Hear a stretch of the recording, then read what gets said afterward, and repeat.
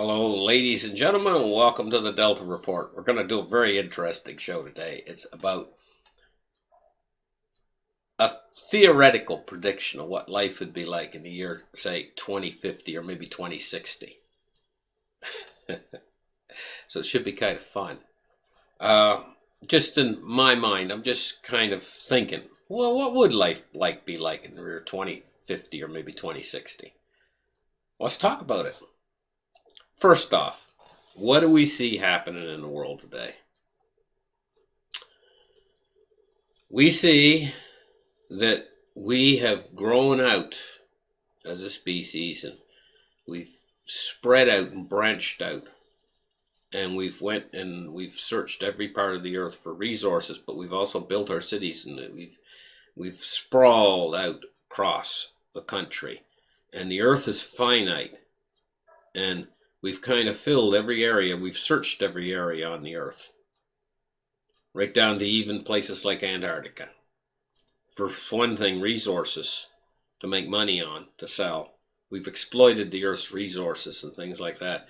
And what's happened is during that period in time, when people were getting rich, finding new resources, minerals, whatever. I mean, face it, guys, they just dig this stuff out of the ground. They go and they find it. There it is, laying there, like maybe oil, for instance. And they just put a pipe down, the oil comes bubbling out of the ground, and they sell it to you for huge amounts of money. And they make themselves rich. Been doing this for ages. Things like gold, when they first move into an area, lumps of gold will be in the bottom of the stream. They just go and they pluck them off the bottom of the stream. And later they have to go in, they have to mine the stuff, because they've picked all the easy fruit. And this is the way, the industry, during the Industrial Revolution, we've branched out and spread it over the entire earth, and we kept growing. And what happened was, our entire monetary system's based on growth. And I've done a lot of shows on this. And we continued to grow like this until around the year 2008, where we finally hit a point where future growth couldn't keep up with the rate of the expansion of the monetary supply, and we had a contraction in the entire world. But what they had to do was they had to continue to expand the monetary supply, so they created an artificial expansion, because the whole thing is, the debt-based society is all based on growth, and exponential growth is impossible. So we kind of hit that wall in 2008. Now what we've been doing is expanding the monetary supply. They can expand the monetary supply all they want. It's unlimited. That's not finite, but the earth is actually finite, and the resources in the earth are finite. So what this has led to is an expansion of society out there that's now ready to start to contract. And during this contraction, we're going to find an absence of resources, in other words, prices, because they can continue to expand the monetary supply, but they cannot expand the resources out there. We're going to be entering into a contraction. And during this contraction, available resources are going to be in tight supply. Keeping the power grid up and running is going to become virtually impossible in every spot.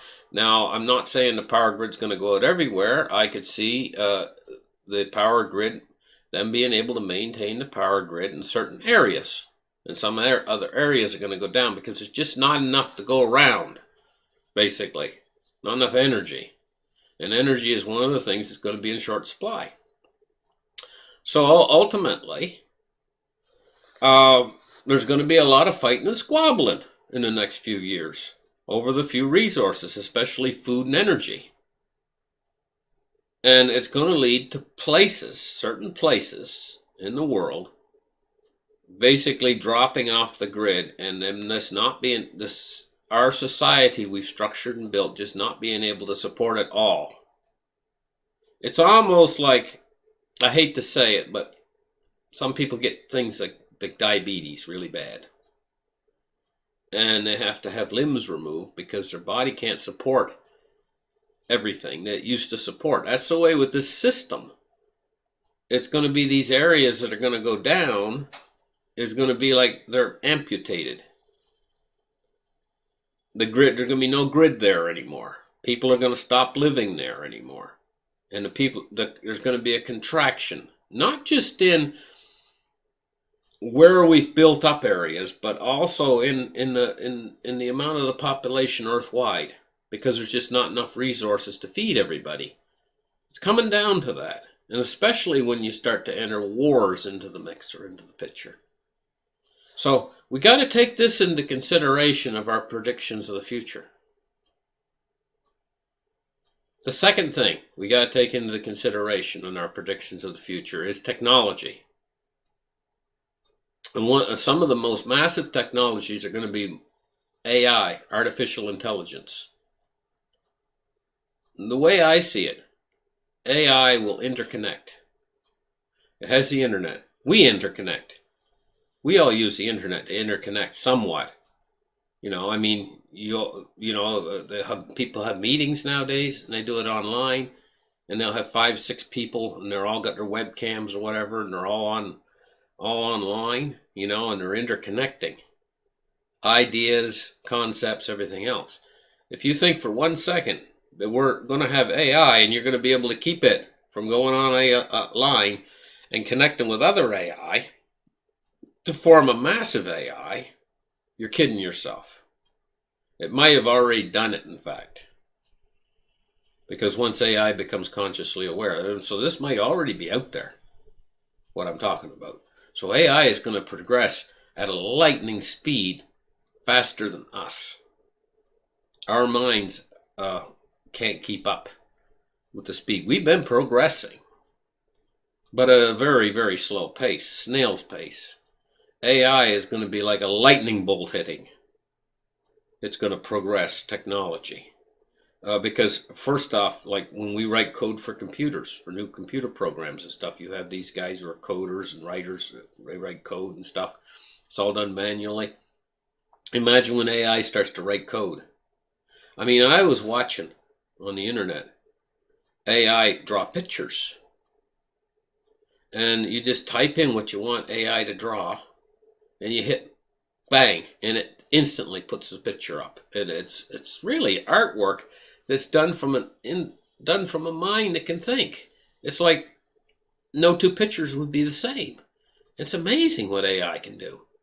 Well, when you think about how it can progress technology, now, when you enter into the picture, things like these, where they drill a hole in the top of your head, and they put wires in there, and connect you to the internet. AI is on the internet. You start to think about this progression of technology, and where they can go with that is your thoughts even would not be your own anymore. And this is what we might be by the year 2030 or even 2040. And we're talking about the year 2050 or 2060.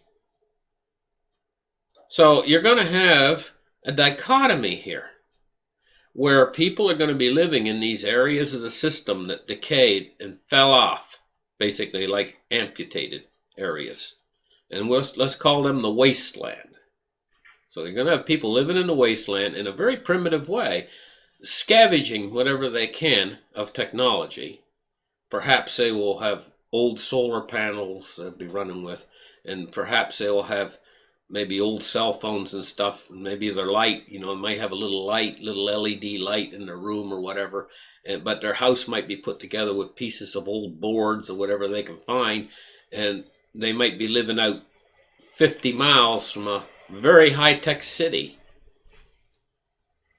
50 miles away, but there might be a border there that they're not allowed to cross. And it's like very much like something from a futuristic science fiction film, a post-apocalyptic type world, where maybe we didn't have the apocalypse, but we had something that was like a collapse of society that caused certain areas to just not, the grid just wasn't able to stay on everywhere. And we're already moving toward this. We see places like Hoover Dam is going to go what's called Deadpool soon. And it's like 25 million people are going to be without power unless they can figure something out. They figure it out quick. What are they going to figure out? What's to figure out? I mean, the American Southwest is turning into a desert. And if this process doesn't stop, and I don't see any stopping it, it's moving forward with this, we're going to start to have these areas of the system that fall away, that right now are inhabited. I got houses and expensive homes and everything else, and the electrical grid supplies them. That ain't going to be. It's just not going to be able to cover it all. Look at what the Germany right now, okay?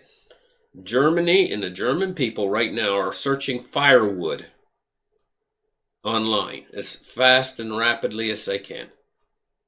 And the reason why is winter's coming. And they are just trying to find, they're probably scavenging around trying to find wood stoves and stovepipes. And none of the stores sell them anymore because this is what they used to have like 100 years ago. Every store had fire pipes and wood stoves and everything else in Germany, probably 100 years ago.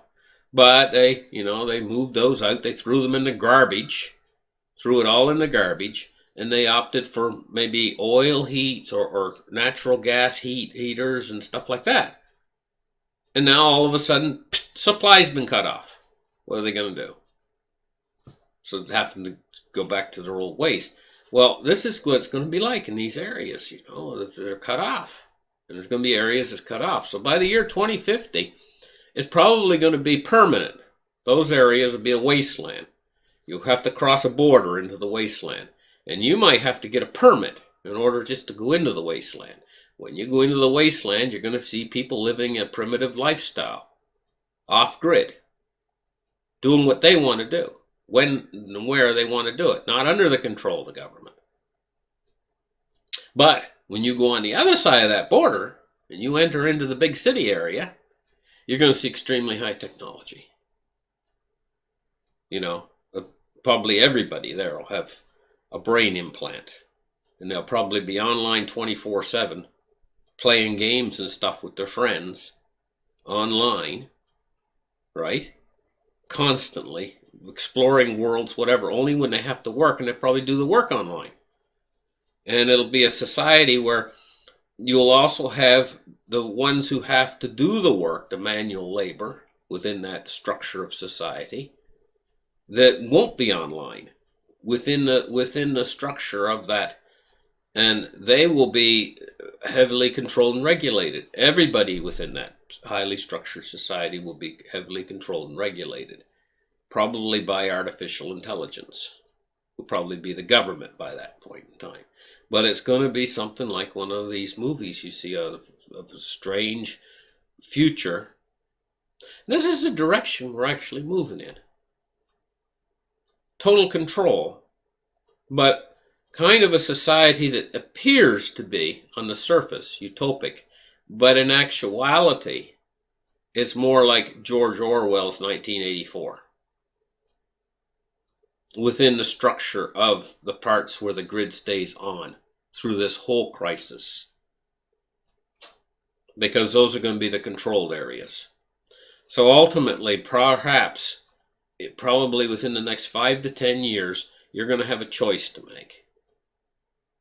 Where you want to live. Do you want to live in a grid up area?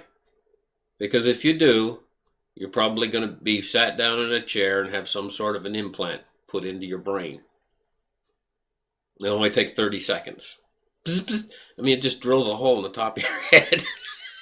The wires go down in there. Bing, bing. You're hooked up. And then you're online 24/7. And you're on your complete... And they know what you're thinking. If you think any thoughts that you're not supposed to think. Well, I mean, gosh knows. Total control over everything. And then they I mean, in this kind of society, more than likely, they're only going to allow productive citizens within that type of society. And it's very controlled, but you'll have all the pleasures of the high-tech world, the AI world. But on the other side, you cross the border into the wasteland. You could live there. And you're probably going to be free. But you're going to have to make a choice. Where do you want to go? Do you want to go where there's no power or power? And that's what it's probably going to come down to. Because, and also, I forgot to mention, probably during the first 10 years of all this, the change, we're going into the front edge of it right now. While this is being structured, what I'm talking about, this first 10 years probably, you're probably going to see food wars directly ahead. This is what I'm expecting. Food and water wars. That the people of Earth, no matter where you're at, are probably very soon, within the next year or two down the road, they're actually going to be fighting over resources. Food, water, oil, the limited quantities that are left in this society that's growing out as far as it can grow, and now it's starting to decay and it's starting to withdraw. It's starting to pull back in again. See, and that's where the problems comes. Is we've built everything we have on this planet on exponential growth. And because this is an exponential function, we hit that plateauing curve years ago. Peak oil, peak everything. And now we're on the way down. In fact, we're free falling. Everything is free falling, especially energy. And we just can't support what we've got right now. With food, with water, and with energy as well. And so it's going to shrink. It's all going to shrink back. But at the same time, we've got an exponential happening with technology. Technology is going to explode like nothing else in the next few years. And this is why we're going to lead to a societal decay, but also technological advancement like you've never seen before. And ultimately, technological advancement leads to control, a control structure, a control grid over human thought. In other words, AI technology, that's where it leads ultimately, is control, ultimate control. And, you know, I mean, that's what everybody does in the world, is they're in a constant state of trying to repair problems. I mean, anybody that's sane, insane people don't do that, but sane people, people who, you wake up in the morning and you're just constantly solving problems all day long. But that's what AI does too. But at probably 100,000 times faster. And so once AI can start to actually invent like humans can, once we achieve that conscious sentient awareness in AI, it can do the advancements over 100,000 times faster than what we can do it. So here's what I'm saying, is what we could do in a year, AI can make 100,000 years of advancement in what we would do in 1 year. I mean, 100,000 times more faster. So what would take us, actually I got that in reverse, sorry guys. What would take us 100,000 years, AI will do in 1 year of human advancement. So how far advanced would we be? Just sit here and think for a minute. How far advanced would we be in 100,000 years from now if we continued on at this pace of inventing things and doing things, technology, right? AI will do it in a year, in the first year. That's food for thought. Now, is it dangerous? I don't know. I know an awful lot of people out there saying, oh, AI is a terrible danger. It's going to, you know. No, I'm not that way. I don't think it's terribly dangerous. It's just that it's going to change everything. And so if you're frightened of change, then yeah, you should be frightened of AI, because it's going to be an explosion once it starts. And I think we're right on the cusp of it. In fact, I'm not so sure it's not already here. How would you know?